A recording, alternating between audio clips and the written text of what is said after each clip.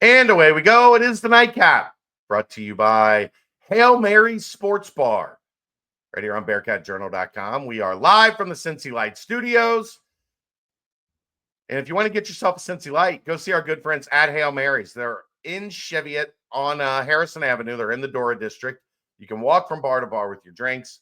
They have a 27 TV space, a 9-screen video wall, and there's not a bad seat in the house. They subscribe to every sports package that DirecTV offers, and Cincinnati sports will always be on the video wall. Brand new walk-in cooler, brand new draft lines. And not only do they pour the coldest Cincy Light around, but they do so in 32.8 degree frosted glasses and food trucks on the weekend. So go get you some good food. All right, Aaron, we the Wednesday night games throw us off a little bit. So this week, Thursday night, is a look back at the action in the Big 12 from the week. And we start on Monday night, where Kansas dog walked Iowa State. Iowa State is on the struggle bus. They have lost 3 in a row. Their offense has kind of gone in the tank.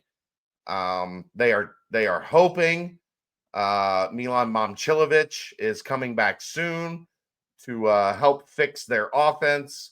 But whatever is wrong with Iowa State right now, they need to get it fixed fast, because they are slip sliding after 3 consecutive losses. They only scored 19 in the first half, 33 in the second. They lose 69-52 to the Jayhawks. Tape is out on Curtis Jones. He only has 7 in this one, 3 of 11, 1 of 7 from 3. The team only hits 3 threes, going 3 of 21 for 14.3%. 30.6 from the field for the game. Iowa State in a rough place. On the other side, though, Hunter Dickinson, 7 of 12, 9 rebounds, gets his 14 points. Zeke Mayo continues his hot streak, 6 of 13 for 17 points, and DeJuan Harris gets 12. Flory back to the bench. KJ Adams elevated to the starting lineup. So it's interesting to see what Kansas is doing. And Iowa State. I know I said last show that Taman. I said Lipsy. We had to worry about Lipsy, and Lipsy comes back to earth, 11 points, and it wasn't what they needed. No, and Kansas starting to get tuned up a little bit. Sorry, the dog was barking, and the child is supposed to be taking care of the dog. You kids. I don't know what to think. I mean, I have been as high on Iowa State as anybody in the country all season, and it's not looking great at the moment. We'll see if Otzelberger can get them back on track. Hunter Dickinson, 14 points, 9 rebounds, 4 blocks. So, Zeke Mayo, 17. He's 5 of 6 from 3. 5 of 6 from 3. 5 of 6. What's it like to have somebody 5 of 6 from 3, Aaron? We hit 5 as a team this week, and it was an improvement. Right.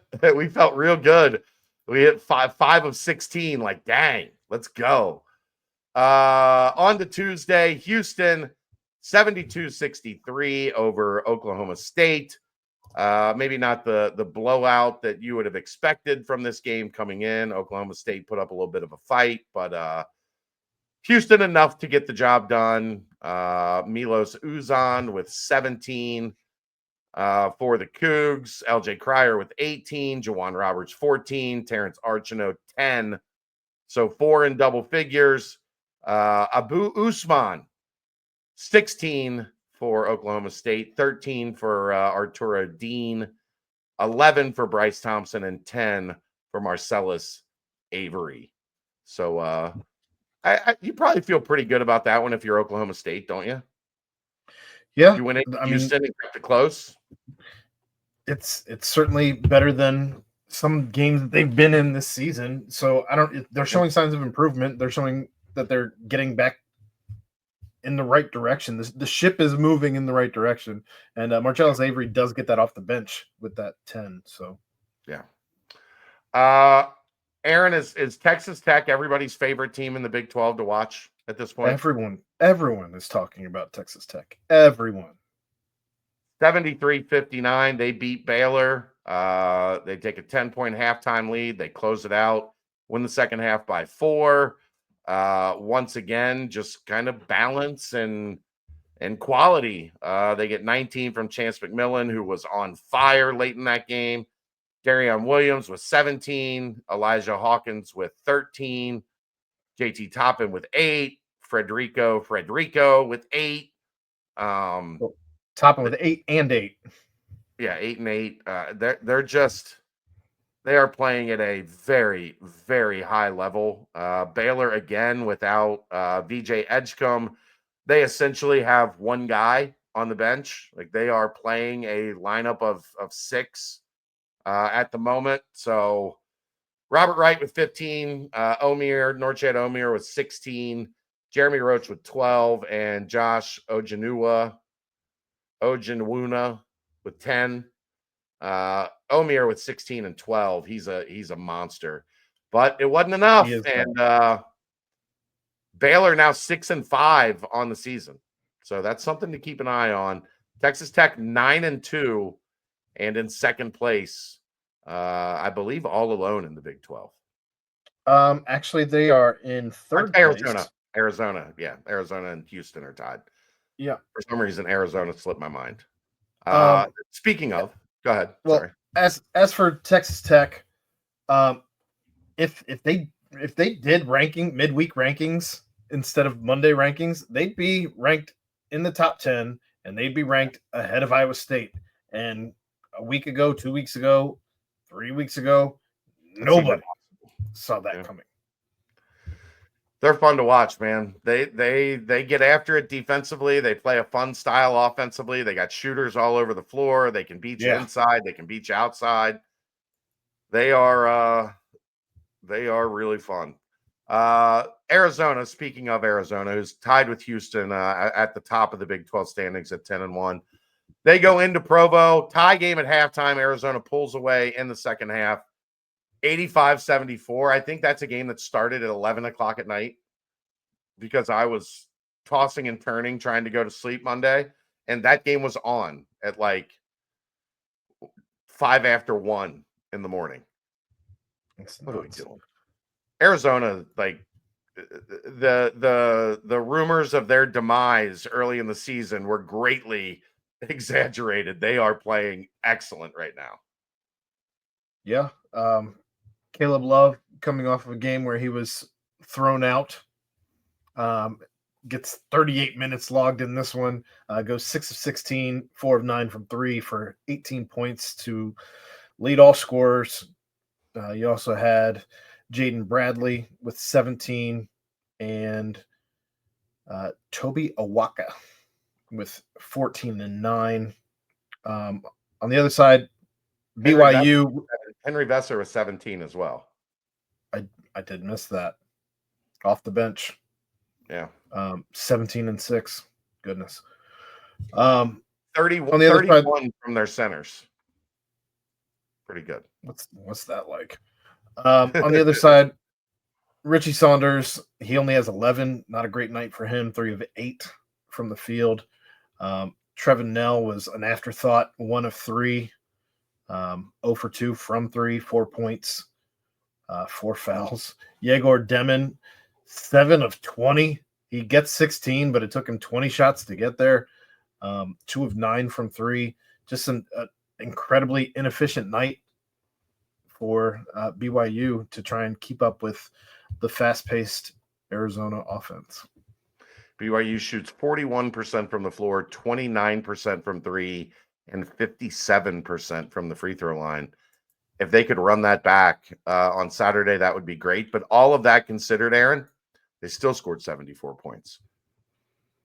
41, 28, and 57, and still scored 74 points. What's that like? Kansas State continues to get back in the mix, 71-70 over Arizona State. Big one on the road for K-State as they start to find some life. I mean, they are not going to win the conference, but they can jump up into that upper middle if they continue to play well. David and Gesson with 22, Max Jones 15, Coleman Hawkins 11, 6 and 7, Brendan Housen with 12. They're playing really well right now. Yeah, even Doug McDaniel with 7, 8, and 9. He almost triple doubled with. Granted, he was just very close in all three stats, in points, rebounds, and assists. But yeah, close game. I mean, if Jaden Quaintance could have done anything essentially for Arizona State, maybe the score goes a different way. He ends up the only starter without double digits for Arizona State. But that all said, was it just us on Wednesday? No, there was one other one. Two other ones actually. Yep. TCU 65-60 over West Virginia. Javon Small gets 20, but that really, I mean, they get 10 from Eduardo Andre off the bench, West Virginia, and 11 from Joseph Yesufu, but no other starter in double digits except for Small. And TCU gets two guys up over 20. Both these teams now 5 and 6 in conference. I just don't think West Virginia holds up down the stretch. It's so dependent on Small, and I would love to have seen what this would look like if he had DeVries, his son. Yeah, like if they had Tucker DeVries, where there was two prolific scorers that you had to worry about, a shooter and a creator. How much different this season would have been. But I mean, I think they're going to continue to run out of gas as we get towards the finish line of this season. But TCU offense has been pretty bad all season, but you get Vasan Alete with 22 and Noah Reynolds with 20. And those two were pretty much enough to carry TCU to that win. 22 and 11 for Alete, 11 rebounds. So great game for him. And then finally, Colorado stays defeated. 72-59. Utah takes down the Buffaloes.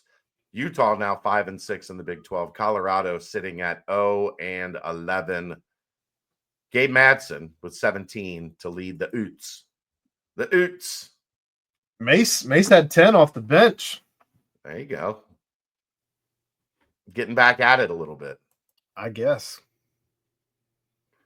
But all right, there you go. That's gonna wrap it up. I'm gonna go over standings. Yeah, we got to go over the weekend too, real quick. Got to go over the weekend. You pull that up. Houston and Arizona tied at 10 and 1 atop the standings. Tied at first. Texas Tech in third by themselves at 9 and 2. Clear. 2 games clear. Iowa State and Kansas there in fourth place, tied at 7 and 4. BYU, Baylor tied at 6 and 5. Then you got West Virginia, Utah, TCU, Kansas State, all tied at 5 and 6. UCF by themselves at 4 and 7. Cincinnati, Arizona State, Oklahoma State at 3 and 8 for 13th place. And Colorado in the basement, still defeated, 0 and 11. This weekend, we've got Iowa State with a chance to get right at home. They play TCU.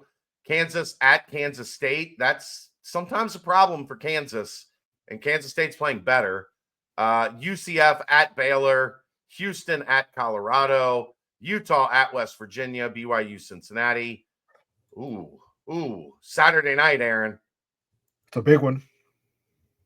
Saturday night at 10:30 is a huge one. I'm gonna be dialed into that one. We should be just getting done with work at 10:30 Saturday night, and you get Texas Tech at Arizona. That is going to be outstanding. Only one game Sunday, Arizona State at Oklahoma State. At least for 7 games on Saturday, they staggered it properly. A little bit, yeah. Instead of 4 games at one time, 1 early game, 4 games in the middle, and 1 late game. No, there were no late games. 6 o'clock is not a late game. No, but I mean the latest game, I guess, is a better phrasing. Texas Tech, Arizona. Woo! Woo! It's gonna be a fun one. All right, that's gonna wrap it up. We will see you. Try to get a BYU preview done tomorrow on Friday. So keep an eye out for that. That's the Nightcap, brought to you by Hail Mary Sports Bar, live from the Cincy Light Studios, right here on BearcatJournal.com. See ya!